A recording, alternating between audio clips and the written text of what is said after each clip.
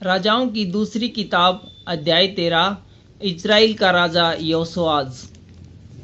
अहाज के पुत्र यहूदा के राजा योआस के 23वें वर्ष में यहू का पुत्र यहोआज सोमरोन में इज़राइल पर राज्य करने लगा और 17 वर्ष तक राज्य करता रहा। उसने वह किया जो यहोवा की दृष्टि में बुरा था, अर्थात नबात के पुत्र यरोबाम जिसने इज़राइल से पाप कराया था, उसके पापों के अनुसार वह करता रहा और उनको छोड़ न दिया। इसलिए यहोवा का क्रोध इजराइलियों के विरुद्ध भड़क उठा और उसने उनको अराम के राजा हजायल और उनके पुत्र बेहदद के अधीन कर दिया। तब यहोआज यहोवा के सामने गिड़गिड़ाया और यहोवा ने उसकी सुन ली, क्योंकि उसने इजराइल पर अंधेर देखा कि अराम का राजा उन पर कैसा अंधेर करता है। इसलिए यहोवा ने इजराइल को एक छुड़ाने वाला दिया और वे अराम के वश से छूट गए और इजरायली पिछले दिनों के समान फिर अपने अपने डेरे में रहने लगे।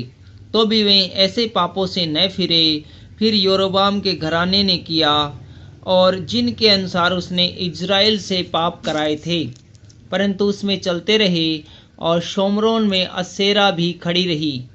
अराम के राजा ने यहोआज की सेना में से केवल 50 सवार, 10 रथ और 10,000 प्यादे छोड़ दिए थे, क्योंकि उसने उनको नष्ट किया और रोंद रोंद करके धूल में मिला दिया था।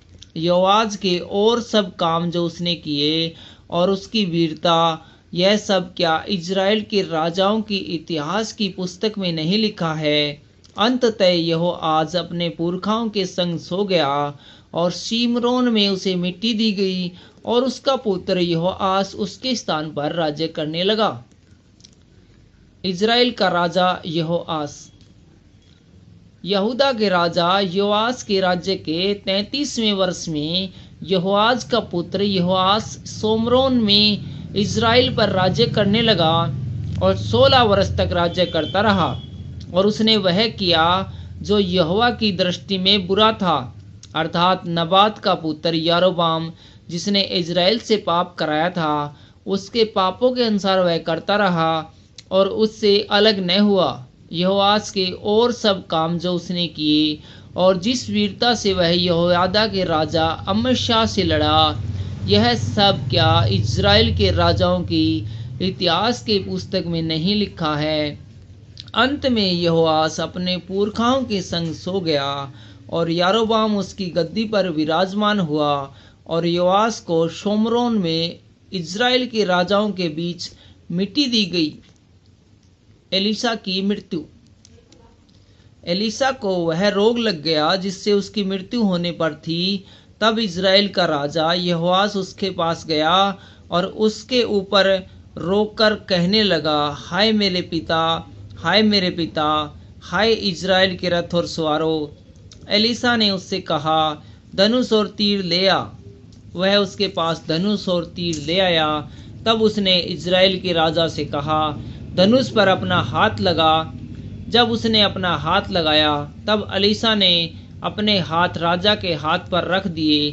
तब उसने कहा, पूर्व की खिड़की खोल।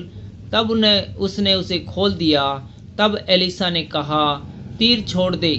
उसने तीर छोड़ा। एलीसा ने कहा, यह तीर यहोवा की ओर से छुटकारे अर्थात आराम के छुटकारे का चिन्ह है, इसलिए तू एपेक में आराम को यहाँ तक मार लेगा कि उसका अंत कर डालेगा। फिर उसने कहा, तीरों को ले। और जब उसने उन्हें लिया तब उसने इजराइल के राजा से कहा, भूमि पर मार। तब वह 3 बार मार कर ठहर गया। इससे परमेश्वर के जन ने उस पर क्रोधित होकर कहा, तुझको 5-6 बार मारना चाहिए था। ऐसा करने से तू आराम को यहाँ तक मारता कि उसका अंत कर डालता, परंतु अब तूने 3 बार ही मारेगा। तब एलीसा मर गया और उसे मिट्टी दी गई। प्रति वर्ष वसंत ऋतु में मोआब के दल देश पर आक्रमण करते थे।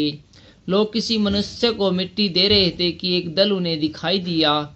तब उन्होंने उस शव को एलीसा की कब्र में डाल दिया और एलीसा की हड्डियों को छूते ही वह जी उठा और अपने पांव के बल खड़ा हो गया। इजराइल और अराम के बीच युद्ध।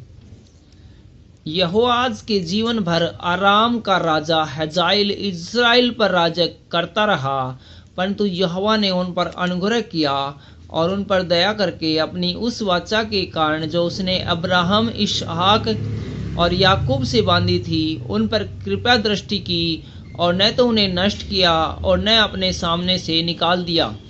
तब आराम का राजा हजाएल मर गया और उसका पुत्र बेहदद उसके स्थान पर राजा बन गया।